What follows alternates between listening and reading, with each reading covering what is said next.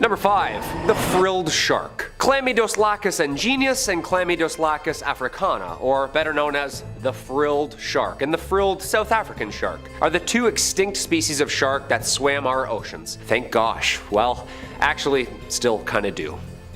The frilled shark is considered a living fossil, not just its age and time spent surfing the coast, due to its primitive eel-like physical trait, the brown color, the jaws, 8-foot body, and the way its fins, spine, and head move under the water are common in ancient serpents and water creatures. So this thing is like an eel-serpent-shark hybrid. Yeah.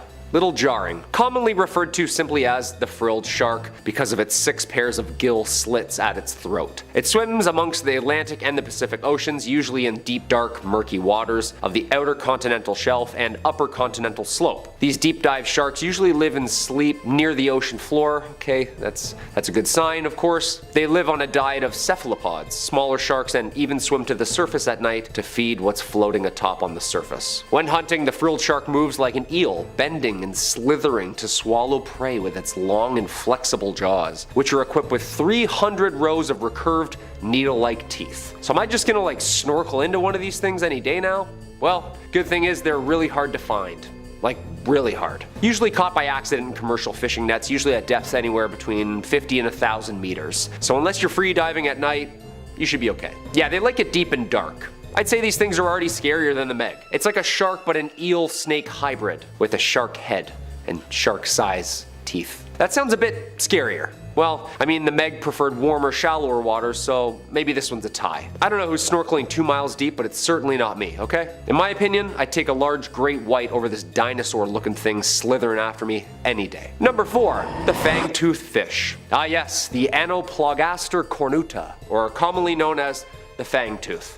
I wonder why. Though they spend most of their time in the deep, common fangtooths are known to migrate towards the surface at night. Sorry, the fangtooths are known to migrate towards the surface at night. That is the scariest sentence I've ever said. Dude, these are way scarier than this giant ancient shark. Like, all the scariest things come out at night, you notice that? And root canals, but they're usually done during the day. The word Megalodon is Greek words meaning giant tooth. I'd take big teeth over this thing chasing me around any day. Thankfully though, this guy is only about 1 foot in length. Okay, that's not so bad. The fish has a mouth that are full of long snake teeth, perfect for hanging onto its prey as they shake. The lockable jaws ensure that, although thrashing may occur, the fangtooth's teeth are locked clamps that effortlessly swim with dinner in its mouth, just getting dragged deeper and deeper down, wiggling and can't move, trying to run for their lives. Well, swim for their lives. And fish of any size.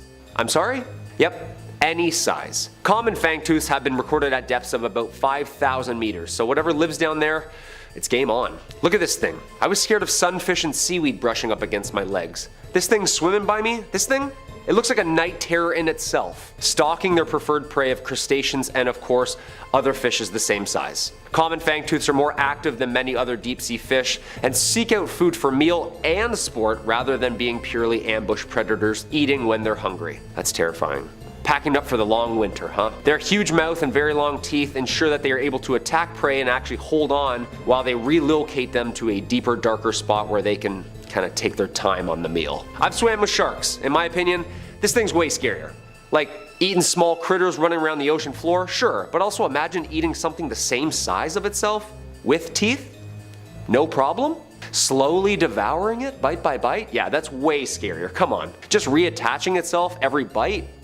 Taking you along for the free ride? Yeah, that's horrifying. And number 3, the BIGFIN squid. Of the genus Magnapinidae family, the BIGFIN squid, or as I like to call it, this ocean alien with shoulders, belongs to a group of rarely seen cephalopods with a distinctive morphology, meaning they're really weird and rare. Magnapini meaning big fin, of course. The first record of us catching and looking at this family comes from a specimen talismani caught off the Azores in 1907. This was our first look at this bizarre fish, but due to the damaged nature of the find, little information could be extracted and was classified just as a squid. The problem is when you pull these things out of its atmosphere, it just looks like a piece of wet crinoline dress all of a sudden. Don't get the whole terrifying effect, you know? In 1956, a similar squid was caught in the South Atlantic, but during the 80s, 2 specimens were found in the Atlantic, then 3 more were found in the Pacific, and eventually the creatures found a place amongst the books as its own species, entering the family Magnapinidae.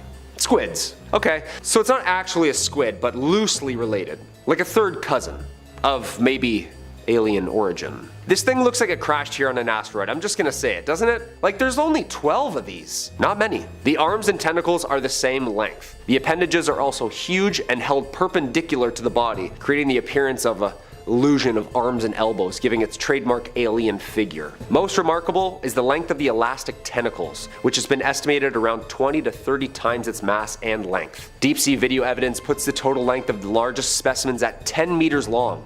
Yeah, that's 2 trucks. Close-ups of the body and head show us that the fins are extremely large, being proportionately nearly as big as those of a big fin squid. Hence, the comparison. While they do appear similar, no specimens or samples of the adults have been taken out of the water yet, leaving their exact identity, bodily functions, and internal organs a mystery. Awesome. Yes, more mysteries under the water. Alright, I only had really bad night terrors already. Let's just add this in there. Yeah, I'd take a shark swimming with a brain at me rather than this alien thing swimming up to me and just staring at me, trying to understand me for about an hour. Terrifying.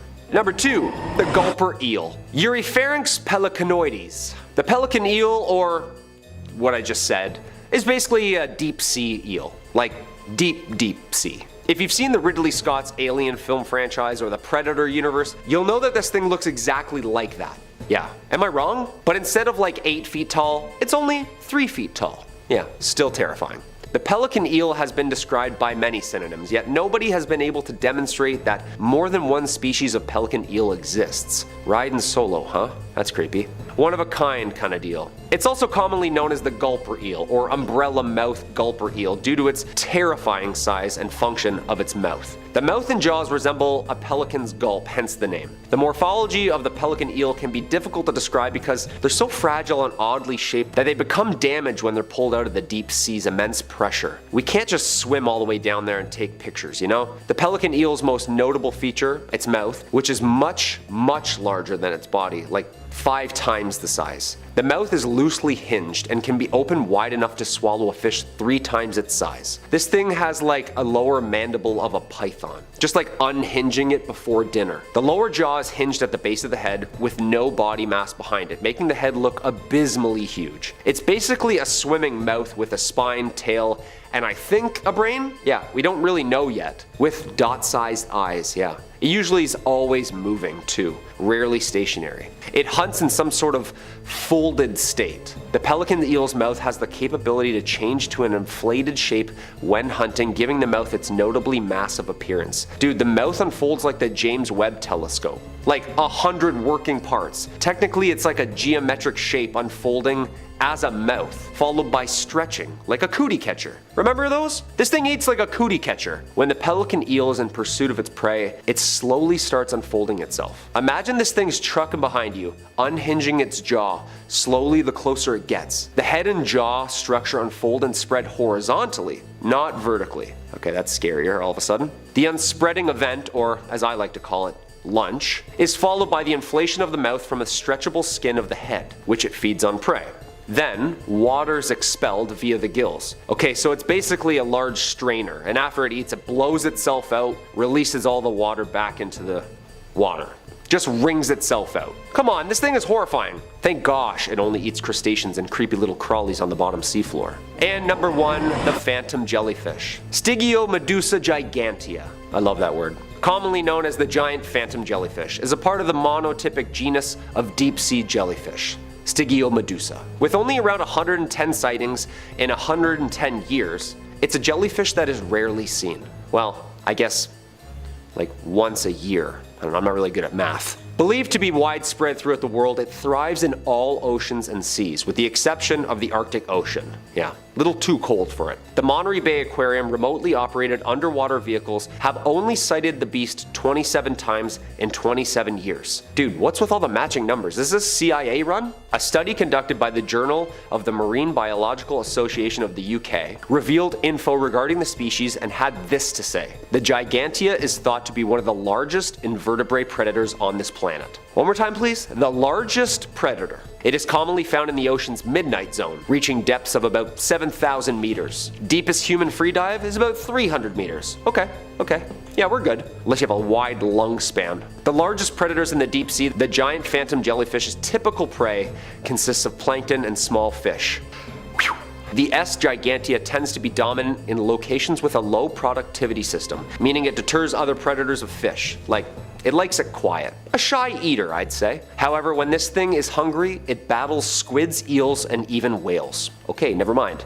Just when I thought this thing was really cute, it fights off whales for food.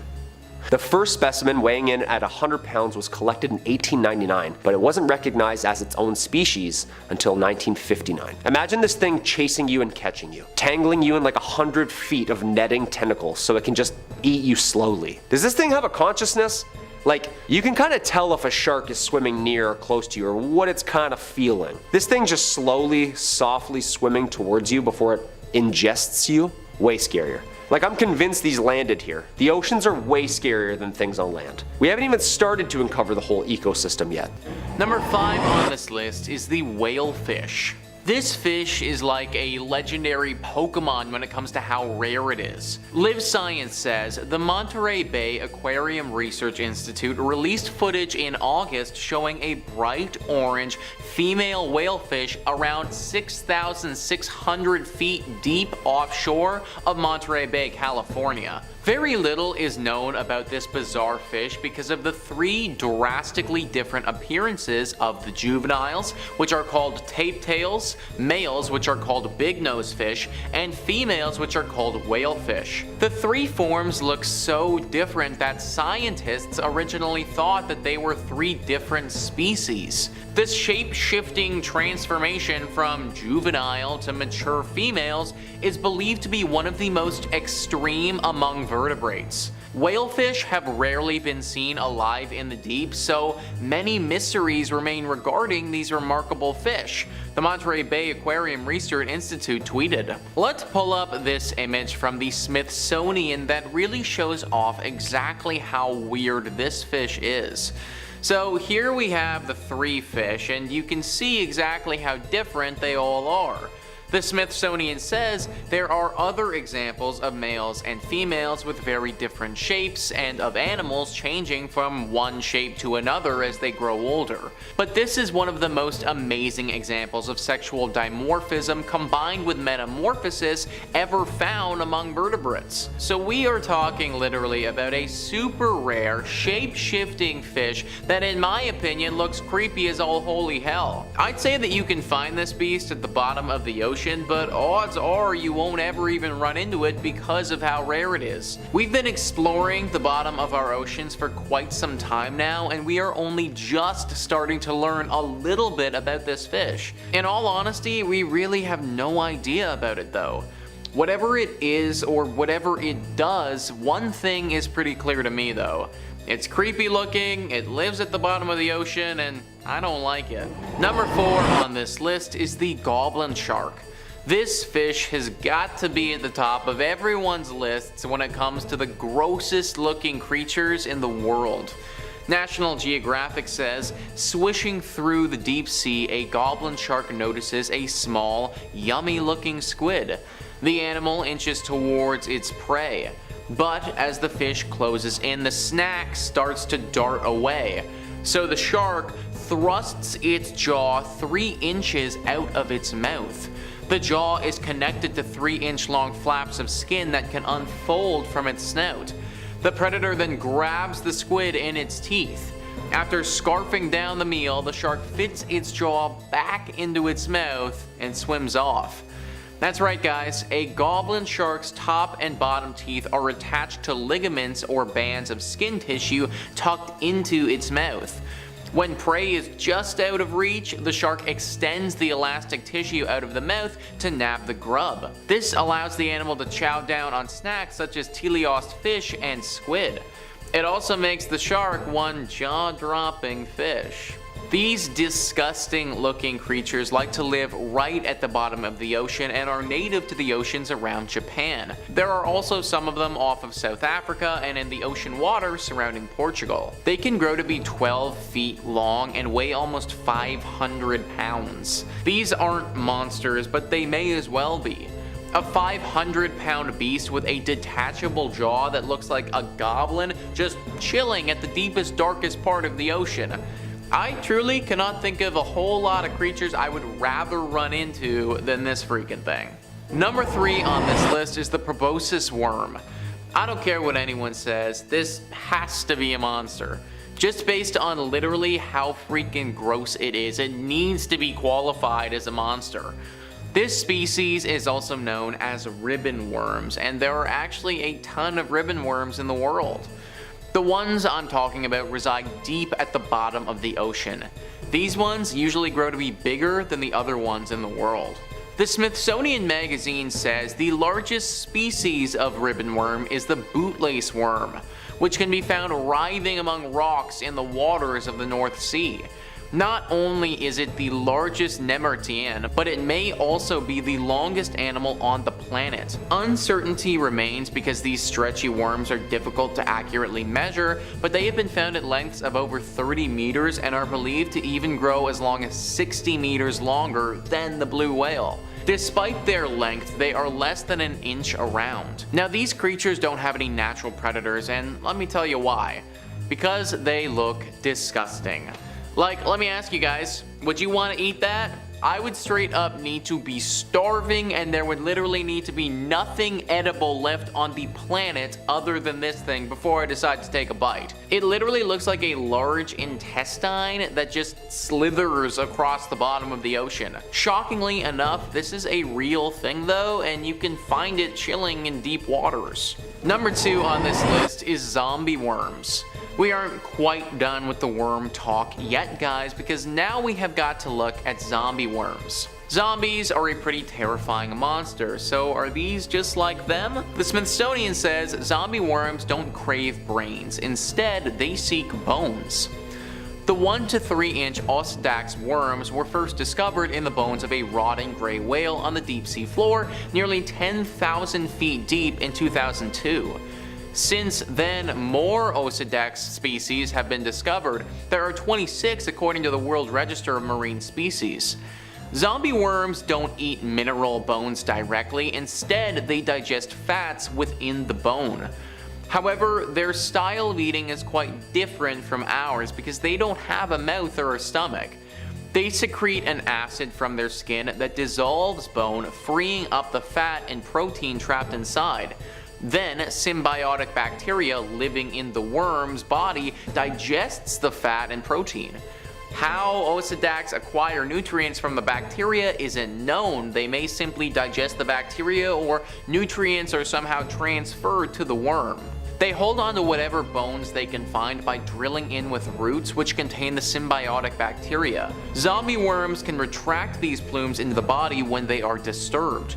If all this isn't strange enough, the only worms doing any drilling are female. The microscopic males live inside their bodies.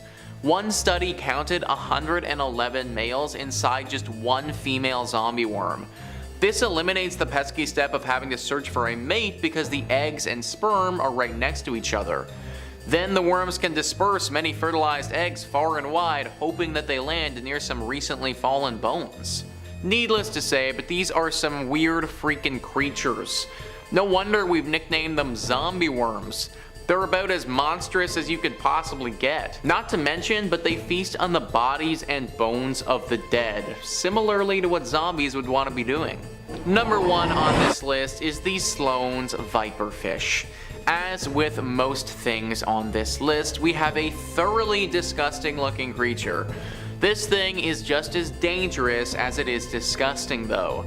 The Twilight Zone says, like many of the inhabitants of the deep sea, Sloane's viperfish sport light-producing organs called photophores along its body. These flashing blue, green, or yellow lights might attract tasty snacks, but they're most useful for masking the fish's silhouette from predators below. They're also useful for grabbing a meal. When prey comes near, the viperfish drops a glowing light on its dorsal fin ray like a fishing lure in front of its mouth and snap. A muscular jaw filled with clear, sharp teeth comes crashing down like a guillotine. Lucky for the viperfish, its first vertebrae has evolved to act as a shock absorber for that powerful bite.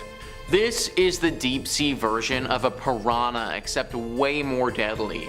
If you were getting attacked by piranhas, there would likely need to be multiple of them to attack you to actually win. I could totally see a world though where you lose one-on-one versus this thing though. Its teeth would literally dig so deep in your body.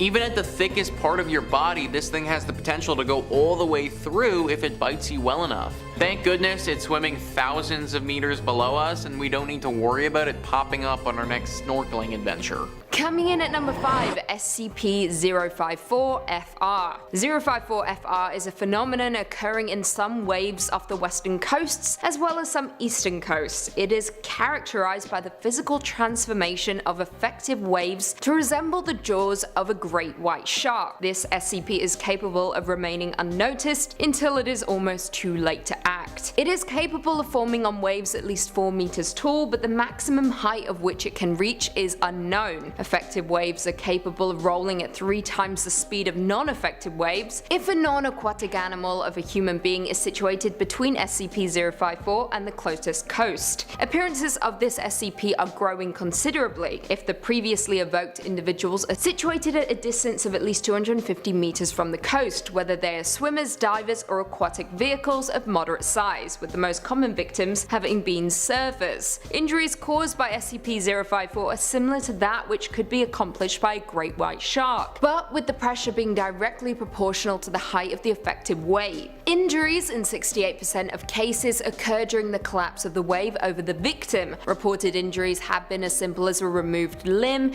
to total disappearance of the victim. The only method of avoiding injury is to dive under the wave before impact. An exclusion zone has been established around all shorelines where an occurrence of SCP-054-FR have been observed. Only personnel with a clearance level of 3 or higher may enter the containment zones, and only for experimental purposes. Access is forbidden to any and all civilians under the pretext of conducting research on a population of marine animals. Sneaky stuff, this is why I don't go in the ocean, ever. There's something lurking. Coming in at number 4, SCP-3389. SCP-3389 is a man-made lake located in the northeastern United States near the town of Pennsylvania. Any human being entering SCP-3389 will, after a variable amount of time, not exceeding 10 minutes, be pulled beneath the surface of the water regardless of the depth at which they were standing. A few minutes after being submerged, a statue of the subject's exact likeness will rise from the water in their place. These statues are unremarkable beyond their anomalous origin, consisting of a synthetic resin and concrete mixture and giving color by standard household latex paint. Upon discovery by the Foundation, there were at least 47 of these statues scattered around the lake, all in various states of decay. 13 currently remain, including that of a Dr.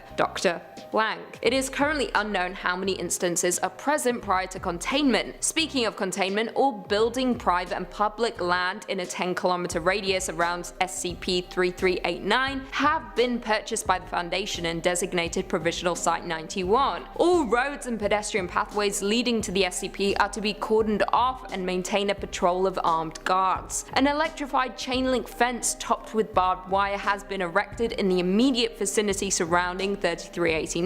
8 guard towers, each occupied by no less than 2 armed Foundation personnel and equipped with security cameras, have been erected to watch over the SCP at all times. Back to the statue though, if any instances of the statue's collapse, personnel stationed in the surrounding guard towers are to terminate any emerging statues instantly. No entities emerging from the lake are to reach beyond the chain link fence. If any personnel are apprehended by an instance of SCP-3389, every attempt is to be made to terminate them before they can be pulled into the water. Coming in at number 3, SCP-4217. 4217 refers to both the Bismarck, an anomalous German battleship sunk in 1941, and the large cephalopod organism that is fused to the inside of its hull. SCP-4217-B possesses a pair of octopoid eyes which protrude from the base of SCP-4217-A's superstructure, and 12 100 to 200 meter long muscular hydrostats that extend from an opening in the stern. Now, aside from the presence of SCP-4217-B, SCP-4217-A shows no signs whatsoever of damage sustained from battle or subsequent decades submerged underwater. B seemingly operates A's systems. This includes its full armament of 8 main guns, 44 secondary guns, and 12 anti-aircraft guns. B also can operate A's propellers to reach speeds approaching 40 knots, but only while surfaced. This is way too much power for a creature to have and could be incredibly detrimental if you piss it off. While submerged, SCP-4217 achieves locomotion via ejection of water from B's body cavity. Typically, this SCP remains submerged at a depth of 500 to 1100 meters, navigating its territory. However, the SCP will periodically surface and enter a hostile state. During this period, it will seek and attack non-threatening targets. Now, Foundation naval forces are to patrol the SCP's territory with 3 or more battleships under the guise of the British Royal Navy. During a hostile state, naval forces are to engage with the SCP until it reverts to a passive state. Survivors from civilian vessels attacked by the SCP are to be recovered and processed in accordance with maritime disinformation protocols. Coming in at number 2, SCP-1128. SCP-1128 is an entity that manifests as a massive aquatic predator to anyone given a full description of the being's appearance through either spoken, written descriptions, or visual depictions of the being. Persons infected by SCP-1128 will initially exhibit no abnormal behavior, though some cases show a general aversion to activities involving bodily immersion in water such as bathing or swimming. Should subjects become fully immersed in water, they will disappear completely under the surface of the water regardless of the water's actual depth. In most cases, they will reappear moments later in a panic state and frantically try to leave the water. However, in other cases, the water will become polluted with blood and debris, confirmed to be the remains of the subject. That sucks. The subjects that reappear intact claim that they were transported to a vast ocean where they were pursued by SCP-1128. Interviews with the surviving subjects carry further contamination, as descriptions of the being's appearance trigger further infections. Yikes. Written description or imagery of the SCP's appearance or videos of the entity breaching found outside of the Foundation are to be destroyed, and Class C amnestics are to be administered to anyone exposed to such information or showing signs of the SCP's contamination. A written description of the entity's appearance is to be kept at site blank for experimental purposes only and is not to be read by anyone other than D-Class used for testing. If exposed, staff are to report immediately for administration of Class C amnestics. And finally, coming in at number 1, SCP-3000. SCP-3000 is a massive aquatic serpentine entity strongly resembling a giant moray eel. The exact length of 3000 is impossible to determine, however it is believed to be somewhere around 600 and 900 kilometers, with the head of SCP-3000 measuring roughly 2.5 meters in diameter, and sections of the body proper being around 10 meters in diameter. Yeah, horrifying. Now, 3000 is typically a sedentary creature, only moving its head in response to certain stimuli or during feeding. The majority of its body is located around the Ganges fan and rarely moves at all. SCP-3000 is carnivorous and despite its sedentary nature is capable of moving quickly to dispatch prey, aka us if we were ever to encounter it. Despite its size, it is believed that SCP-3000 does not require sustenance to maintain its biological functions, aka it kills for the hell of it. When 3000 consumes prey, a thin layer of viscous, dark grey substance classified as Y909 is excreted from its skin, with the end result of its digestive processes currently unknown. In some historical records, Dr. Eugene Getz reports on SCP-3000, I quote, "The unease was felt throughout the entire crew as we descended on that first night. Whether this was due to our uncertainty at what we would discover or something more sinister, I would not speculate. At around 0940 hours, we first observed the head of the the entity. The unease was palpable now. Several other crew members complained of feeling hazy and of being uncertain what they were supposed to be doing. When we were within 50 meters, the entity turned slowly to look at us. Even now, as I recall watching this thing coil around in the darkness, I can still hear Williams barking like a mad dog in the rear of the vessel, screaming and flailing, shouting about how he could see it in his head. Frightening stuff. The area containing SCP-3000, currently a region of the Bay of Bengal, roughly 300 kilometers in diameter, is to be routinely patrolled by Foundation naval vessels. Under no circumstances are civilians allowed to attempt deep-sea exploration or diving efforts in the quarantined area. Individuals believed to have contacted SCP-3000 are to be contained, quarantined, and processed at Site-151. Sadly, there is currently no known cure for exposure to 3000. As such, affected individuals should be contained and quarantined for further evaluation. Awful. Number 5 on this list is the Loch Ness Monster. Nessie, as many people refer to this creature, is said to be a huge, long-necked, almost dinosaur-looking creature that lives in Scotland. This creature of the deep specifically resides in Loch Ness, a 37-kilometer loch located in the Scottish Highlands. The legend of this sea creature went worldwide back in 1933. A photo was released to the public showing a strange creature's head protruding from the water of Loch Ness. The world went into a frenzy after that photo got out and the legend of Nessie began. Ever since that point, many sightings have been reported, other pictures have been taken, and even sonar readings have indicated this creature swimming in the loch. All of that being said though, we've never had indisputable proof that Nessie's real.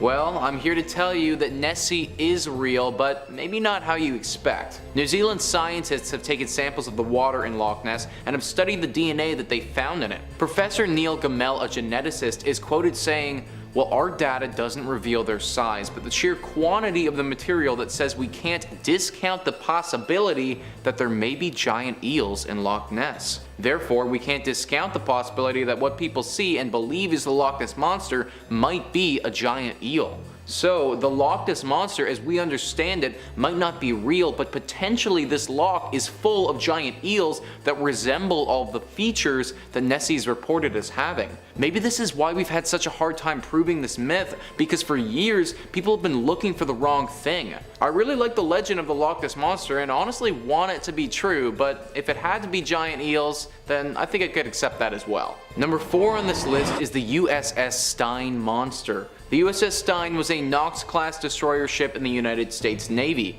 The ship was eventually decommissioned from the American Navy and was transferred to the Mexican Navy in the 90s. That wasn't before it was attacked by a massive sea monster though. In 1978, the USS STEIN was attacked by an unknown entity which we now refer to as the USS STEIN monster. This monster was said to have been a giant, with some people estimating its size up to 150 feet in length. The ship was sailing in the Pacific Ocean when it was attacked. Technical difficulties with the ship started going wrong and eventually they brought it back into the port. Upon inspection, the sonar system was completely damaged.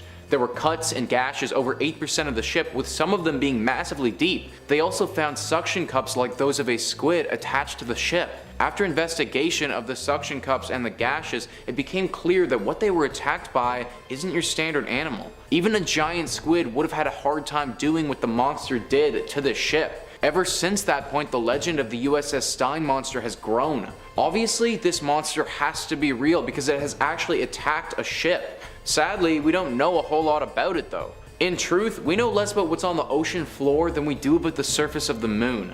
So it's very possible that a creature we aren't familiar with yet is dwelling down there. Number 3 on this list is Megalodon. Would this list really be complete if I didn't include the ancient king of the sea? Eleanor Imster writes, "Scientists think that Megalodon looked like a stockier version of the great white shark, with strong, thick teeth built for grabbing prey and breaking bones. Regarded as one of the largest and most powerful predators who have ever lived, fossil remains of Megalodon suggest that this giant shark reached a length of about 60 feet. Their large jaws could exert a bite force up to 24,000 to 41,000 pounds. That is a massive, massive animal, guys. Multiple times bigger than the great white sharks we have today. This thing was so big that it would actually eat entire whales." Now, many myths have surrounded Megalodon and its existence since scientists first brought this mammoth of the sea up. Estimates say that Megalodon went extinct roughly 2.6 million years ago, but